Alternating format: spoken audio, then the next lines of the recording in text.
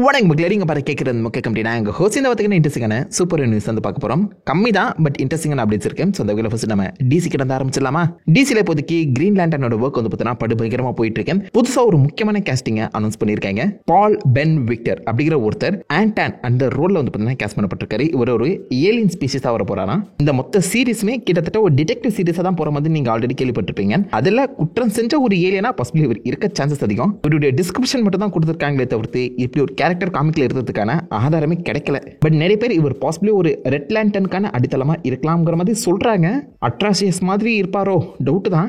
அட்ராசியஸ்னு சொல்லிட்டு போயிடலாமே. ஸோ எனக்கு என்னமோ இது பாசிபிளி லைக் ஒரு புது கேரக்டர் இன்க்ளூஷனா இருக்கும் போல தோணுது. இல்ல நம்ம காமிக்ல படிக்காத ஒரு ரெட் லேண்டன் கேரக்டராகவும் இவர் மாற்றப்படலாம். என்ன பண்ண போறாங்க தெரியல. பட் ஒரு புது கேரக்டர் அனௌன்ஸ் பண்ணி கொடுத்துருக்காங்க. இது கூடவே சேர்ந்து ஒரு ரூமரும் கிளம்பிச்சு. கிரீன் ஆரோவும் இந்த படத்தில் இருக்க போறாரு ஆலிவர் குயின். இதை கிளப்பி விட்டது வேற யாரும் இல்லைங்க, இதே சீரிஸ்ல கேஸ்ட் பண்ணப்பட்டிருக்கேன் கேரட் டெலஹண்ட். ஸோ அவர் என்ன ரோல் பிளே பண்றாருன்னு தெரியல. பட் கொஞ்ச நாளைக்கு முன்னாடி அவருடைய இன்ஸ்டாகிராம்ல இந்த 2 போட்டோஸ் ஷேர் பண்ணியிருந்தாரு. தனியே ஒரு கிரீன் ஆரோ மாதிரி மாஸ்க்லாம் போட்டு வர ஷேர் பண்ணியிருந்தாரு. இதை பார்த்த உடனே எல்லாருக்கும் என்ன தோணும், இவர் கிரீன் ஆரோவா வரப்போறாருன்னு தானே தோணும். இது ஆப்வியஸா ஒரு காட்டு தீப்பால பரவ ஆரம்பிச்சிருச்சு. பட் இதை தொடர்ந்து நம்ம ஜேம்ஸ் கன் பாத்தீங்கன்னா சும்மா கட்டுக்கதெல்லாம் கிளப்பி விடாதீங்கப்பா, இதெல்லாம் பொய்ன்னு சொல்லி அவரே டிபங்க் பண்ணிட்டாரு. சும்மா எரியிற நெருப்புல எண்ணெய் ஊத்திட்டு இருக்காங்க. ஸோ என்ன கேட்டீங்கன்னா கிரீன் லேண்டன் சீரிஸ்ல கிரீன் ஆரோ வரதுக்கான வாய்ப்புகள் கம்மி. இப்படி வரதா இருந்தா ஆல்ரெடி கேஸ்டிங் அனௌன்ஸ் பண்ணியிருப்பாங்க. இவர் சும்மா நம்மள டீஸ் பண்றதுக்காக இப்படி கோத்து விட்டு விளையாடிட்டு இருக்காருங்க கொய்யால. பட் கிரீன் லேண்டன் ஒரு ட்ரூ டிடெக்டிவ் சீரிஸா வேற மாதிரி இருக்க போது தான் தோணுது. பார்க்கலாம் என்ன மாதிரி கொண்டு வர போறாங்கன்னு. சூப்பர்மேன் ட்ரெய்லர் 2 வருதுன்னு சொல்றாங்க. எனக்கு என்னமோ வர மாதிரியே தெரியல.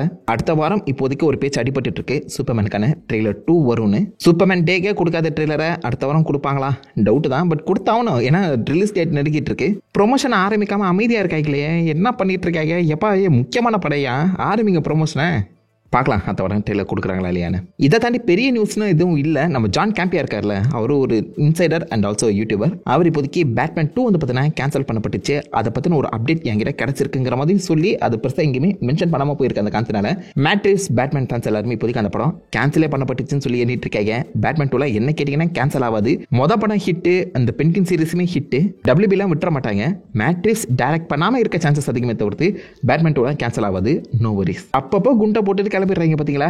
இதோட டிசி அப்டேட்ஸ் முடியுது. அப்படி நம்ம மார்வல் சைடில் வரும்போது டெட்பூல் 4 கன்ஃபார்ம் ஆயிடுச்சு. ஐ மீன் லைக் இந்த இன்டர்வியூவை நீங்கள் கேளுங்க. I'm writing a little something right now that is that I don't know, it's an ensemble, but it's I like that he's isolated. If Deadpool becomes an Avenger or an X-Men, we're at the end. That's his wish fulfillment, and you can't give him that for a long time. So ரைண்டனா ஒரு script எழுதிட்டு இருக்காரு. And Deadpool mostly அவெஞ்சர்ஸ்ல சேராம சோலோவா இருக்க தான் try பண்ணுவாரு. So அவெஞ்சர்ஸ்ல சேரதா அவருடைய ultimate கோலுங்கிற மாதிரி mention செய்யும் போது உங்களுக்கு என்ன புரியுது?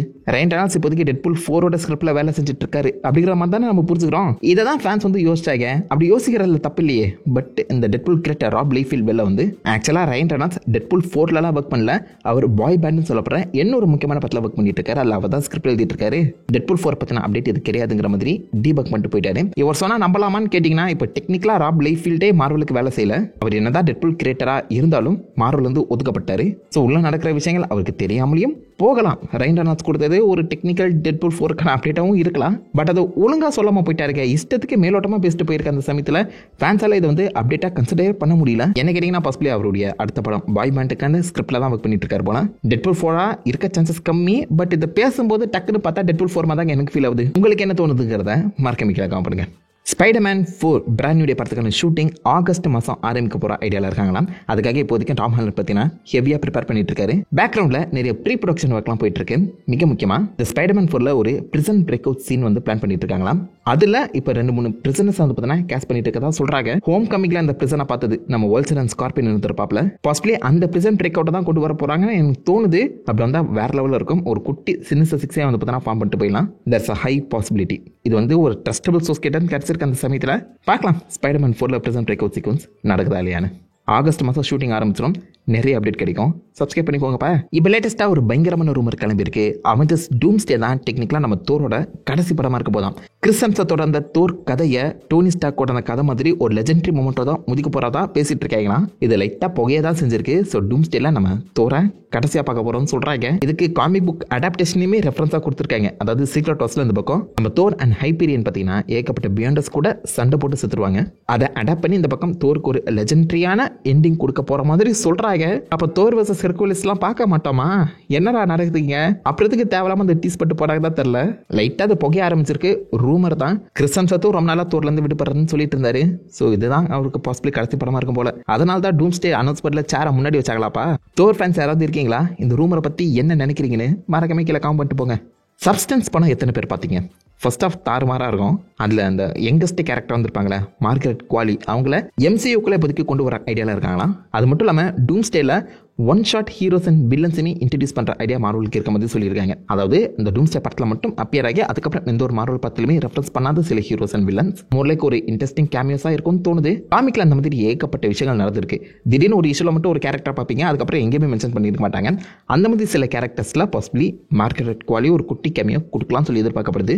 நல்ல ஆக்ட்ரஸ் தான், நல்ல ஆக்ட்ரஸ். சப்ஸ்டன்ஸ் படத்தை செகண்ட் ஹாஃப்ல ஒதுக்கி தள்ளிட்டு ஃபர்ஸ்ட் ஹாஃப் மட்டும் பாருங்க, நல்லாயிருக்கும். Captain America brand new day படம் எல்லாருமே பார்த்துருப்பீங்க. என்ன கேட்டிங்கன்னா அது ஒரு ஃபெயிலியர் தான். அந்த படத்தில் லீடருங்கிற ஒருத்தர் வில்லனுங்கிற பேரில் வந்திருப்பாரு, வில்லத்தனமாக ஒன்றும் பண்ணியிருக்க மாட்டாரு. அவர் மண்டையில மேகி மசாலா கொட்டின போது ஒரு லுக் வந்து கொடுத்துருப்பாங்க. காமிக் அக்யூரேட் லுக்கே கிடையாது. நல்ல கேரக்டரை வேஸ்ட் பண்ணிட்டீங்களா அப்படின்னு சொல்லி ஃபேன்ஸ் கடுப்பில் இருக்க அந்த சமயத்தில் அந்த வெறுப்பு அதிகமாக்குற மாதிரி இந்த வீடியோ ரிலீஸ் ஆயிருக்கு. ஸோ ஒரிஜினல் பிராண்ட் நியூ டேல வந்து பார்த்தீங்கன்னா நம்ம லீடர் டெக்னிக்கலாக இப்படி தான் இருந்திருக்கணும். காமிக் அக்யூரேட்டாக மண்டை பெருசாக ஒரு வித்தியாசமான ப்ராக்டிக்கல் லுக்கில் தான் வந்து பார்த்தீங்கன்னா இருந்திருக்கிறாரு. அதை ஃபைனலாக VFXல மாத்திரங்கிற பேரில் குதிரை வச்சிருக்காங்க. டேய் இந்த செருப்பு அந்த செருப்பு ஒன்னாடாங்கிற மாதிரி இங்கே பாருங்க எவ்வளோ அமேசிங்கான ஒரு லுக்கு காமிக் அக்யூரேட்டாக கொடுத்து வந்திருக்காங்க. அதுவும் ப்ராக்டிக்கல் எஃபெக்ட்ஸில் VFX எதுவுமே இல்லாமல் ப்ராக்டிக்கலாகவே கிரியேட் பண்ணியிருக்காங்க. படத்தில் பார்த்தா தாறுமாறாக அது இருக்கும். கொய்யால அது ஏன்டா இப்படி வந்து VFXல சொதப்பி வச்சிருக்கீங்க மார்வலே? ஏங்க இவங்க திருந்த மாட்டாங்க போறாங்க. ஆல்ரெடி லுக்கை கிரியேட் பண்ணி ஷூட்டிங்லாம் பண்ண அந்த சீக்வன்ஸை ஏன்டா தூக்குறீங்க? நல்லா இருக்குங்க, எனக்கு இந்த லுக் ரொம்ப பிடிச்சிருக்கு. காமிக் அக்யூரேட்டாகவும் இருக்கு, சூப்பராகவும் இருக்கு. ஃபைனல் லுக்கை பாருங்க. மார்வல் திருந்த மாட்டீங்களா? நீங்க திருந்த மாட்டீங்க. நீங்களே சொல்லுங்க, லீடருக்கு எந்த லுக் நல்லா இருக்கு? ஏவா பியா? மூவி லுக்கா comic book accurate behind the சீன்ஸா? ஏன்டா இந்த லுக்லாம் ரிஜெக்ட் பண்ணிருக்கீங்க? அண்ட் ஃபைனலி தண்டர்போல்ட்ஸ் படம் இந்த வாரம் ரிலீஸ் ஆக போகுது. ஸோ இந்த படத்துக்கான ஃபேன் ஸ்க்ரீனிங் போன வாரமே பண்ணிட்டாங்க. ஏன் பண்ணாங்கன்னு தெரியல. ஃபேன்ஸ் எல்லாத்தையுமே வீடியோ எடுத்து இப்போதைக்கு ஆன்லைன் முழுக்கவே லீக்ஸ் அண்ட் ஸ்பாயிலர்ஸ் சுற்றிட்டு இருக்கு. உஷாரா இருந்துக்கப்பா படம் ஸ்பாயில் ஆகாமல் இருக்கணும்னா. இந்த படத்தில் மொத்தம் 2 போஸ்ட் கிரெடிட் சீனுமே கன்ஃபார்ம் பண்ணியிருக்காங்க. ஒரு மிட், ஒரு போஸ்ட் கிரெடிட் சீன். ஸோ படம் முடிஞ்சோடனே கடற்கரை ஓடி வந்துடாம ஃபுல்லாக உட்காந்து பார்த்துருவாங்க. அண்ட் எனக்கு தெரிஞ்சு இந்த படம் கண்டிப்பாக பெஸ்ட்டாக இருக்கும் போல தான் தோணுது.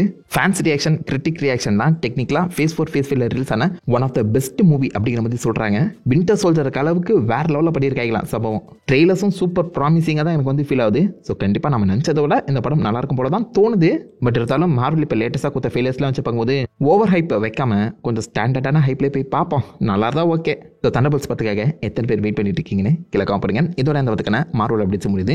அப்படி நம்ம ஹாலிவுட் சைடில் போகும்போது ஸ்பிளிட் ஃபிக்ஷன் அந்த கேமுக்கான மொத்த கேஸ்டிங் ஒர்க் இப்போதைக்கு நடக்க ஆரம்பிச்சிருக்கேன். மொதல் கேஸ்டிங் கன்ஃபார்ம் பண்ணியிருக்காங்க. Sydney Sweeney. இப்போ தாங்க ரிலீஸ் ஆச்சு ஸ்பிளிட் ஃபிக்ஷன். நம்ம லைவ் கூட பண்ணிட்டு இருந்தோம். 2 கேரக்டர்ஸ் அவங்க எழுதின கதைக்குள்ளே தொலைஞ்சு போகிற மாதிரி ஒரு வித்தியாசமான கதை, சம் இன்ட்ரெஸ்டிங்கான கதை. அதில் ஒரு கேரக்டராக சிட்னி ஸ்வீனியை கேஸ்ட் பண்ணியிருக்காங்க. பாசிபிளி எனக்கு தெரிஞ்சு ஜோயா தான் இருக்கணும்னு நினைக்கிறேன். சம் இன்ட்ரெஸ்டிங்கான ஒரு கேம். அதே மாதிரி படமும் தான் நல்லாயிருக்கும். மியாவா யாரை கேஸ்ட் பண்ண போகிறாங்க தெரியல, பார்க்கலாம். சானிக் ஃப்ரான்ச்சைஸில் இப்போதைக்கு ஷேடோவுக்கான ஒரு ஸ்பின் ஆஃப் வந்து பார்த்தீங்கன்னா லைட்டாக அரசல் போர்ஸில் அடிபட்டு இருக்கு. ஆல்ரெடி சானிக் 2ல இருந்து நம்ம நக்கல்ஸுக்கான ஒரு ஸ்பின் ஆஃப் சீரிஸ் வந்துச்சுல. அதே மாதிரி ஷேடோ டைம் ட்ராவல் பண்ணுற மாதிரி ஒரு ஸ்பின் ஆஃப் படத்தை வந்து பார்த்தீங்கன்னா பிளான் பண்ணிட்டு இருக்காங்கன்னா. ஷேடோ செம்ம இன்ட்ரெஸ்டிங்கான கேரக்டர். நம்ம கேனோ ரீவ்ஸ் வாய்ஸ் அவர் கொடுத்துருப்பாரு. செம்ம பவர்ஃபுல்லான கேரக்டர் கூட. ஸோ அவரை பேஸ் பண்ணி ஒரு டைம் ட்ராவல் படம் வந்துச்சுன்னா நல்லா தான் இருக்கும். அப்படி இல்லைனா நக்கல் ஸ்டைலில் ஒரு சீரிஸ் வந்தாலும் சூப்பராக இருக்கும். பட் ஷேடோவை பேஸ் பண்ண ஒரு படமும் சீரிஸும் ரெடி ஆகிட்டு இருக்க மாதிரி சொல்கிறாங்க. உங்களுக்கு படம் வேணுமா, சீரிஸ் வேணுமா? அதே மாதிரி சானிக் 4மே ஆஃபீஸில் கன்ஃபார்ம் ஆயிருக்கு. சானிக் ஃப்ரான்ச்சைஸை வேற மாதிரி பில்ட் பண்ணுறாங்க, வேற மாதிரி. அதை தொடர்ந்து இந்த வாரம் ரிலீஸ் ஆன ட்ரெய்லர்ஸ் படி பார்க்கும்போது ரொம்ப நாளாக வெயிட் பண்ணிட்டு இருந்தேன்.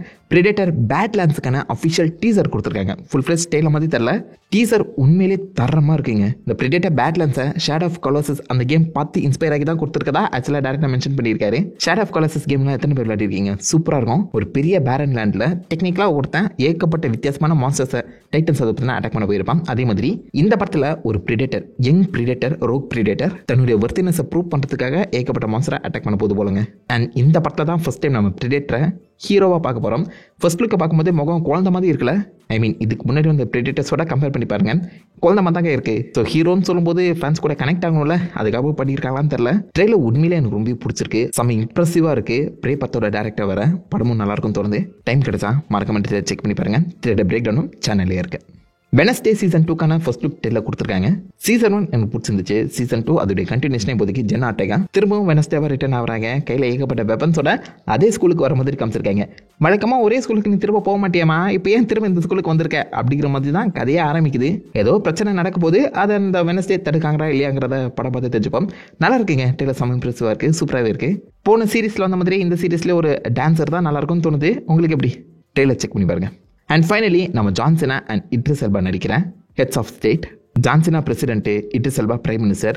ரெண்டு பேருமே ஒரு முறை ஃப்ளைட்டில் போகும்போது இவங்க ரெண்டு பேரையுமே டெரரிஸ்ட் அட்டாக் பண்ணிடுறாங்க. அந்த அட்டாக்லேருந்து இவங்க ரெண்டு பேருமே தப்பிச்சாங்களா இல்லையாங்கிறதா பேசிக் அவுட்லைன். இல்லை நம்ம Jack Quaid and Priyanka Chopra இருக்காங்க. ஒரு ஸ்டார் கேஸ்ட் தான், அதே மாதிரி படமும் செம்ம ஃபன்னாகவும் இருக்குது அண்ட் முழு நீள ஆக்ஷனாகவும் இருக்குது. ஒர்க் அவுட் ஆகுமான்னு தெரில, ட்ரெய்லர் ஃபன்னாக இருக்குங்க. Heads of State trailer check பண்ணி பாருங்கள், மேபி உங்களுக்கு பிடிக்கலாம். அண்ட் இதோட அந்த பத்துக்கு நல்ல சூப்பர் நியூஸ் முடியுது. ஆல்மோஸ்ட் எல்லாத்தையுமே கவர் பண்ணிட்டேன்னு நினைக்கிறேன். ஏதாவது முக்கியமான அப்டேட்ஸ் டீட்டெயில்ஸோ நான் அதை மிஸ் பண்ணிதாலோ தப்பு சொல்லியிருந்தாலோ அந்த மாதிரி வைக்கலாம். காமெடி எல்லாருமே தெரிஞ்சுக்கிட்டோம். நான் உங்களை தான் நல்ல ஒரு ஆசமான வீடியோவில் மீட் பண்ணுறேன். இது வரைக்கும் ஹேவ் ஃபன் கைஸ். வாட்